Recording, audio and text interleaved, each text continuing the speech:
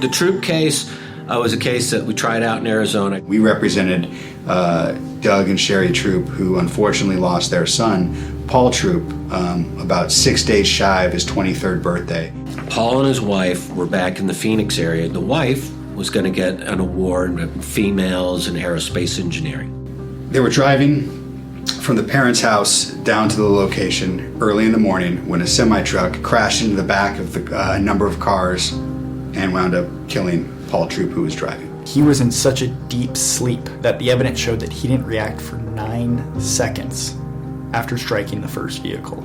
It's not that he's not paying attention. He never reacted. He never saw it coming. He had to have been asleep. It turned out in the case that the driver had been taking soma medication, a muscle relaxer that makes you sleepy, before the incident, and had concealed it from his employer. And as you can imagine, the parents were torn up. I believe he went most likely to change the world in high school. It was a very emotional case because the parents had this tremendous relationship with their son. Paul was the only adult male in the Troupe family, so the Troupe family name died when Paul was killed. He was his dad's best friend.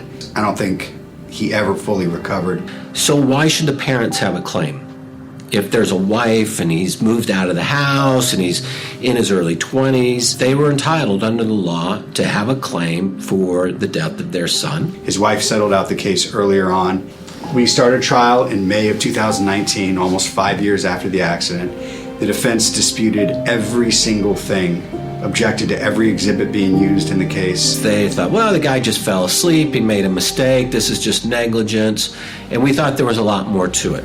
Ultimately, after a nearly 4-week trial, the jury came back with a finding of a verdict of $5 million and a finding of punitive damages. And the case resolved just before the start of the punitive damages phase. I believe that was one of the largest wrongful death verdicts in Maricopa County history, especially when it pertained to an adult wrongful death case. We went the distance and it was very satisfying. I said the parents were super passionate about the situation. And the money they got from that case, they've used to start foundations, scholarships, put other kids through school so that their son's name never gets forgotten. So the most challenging issue really was on this punitive damage issue.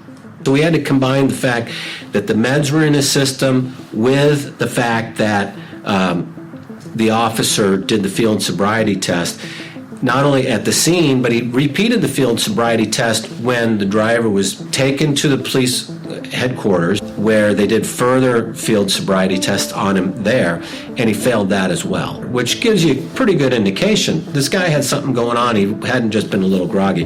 So I would say that was the biggest hurdle in the case. I remember that trial, we had a very specific time clock where they were only going to allow a certain amount of time per side, and we were getting down to the very bottom part to preserve it.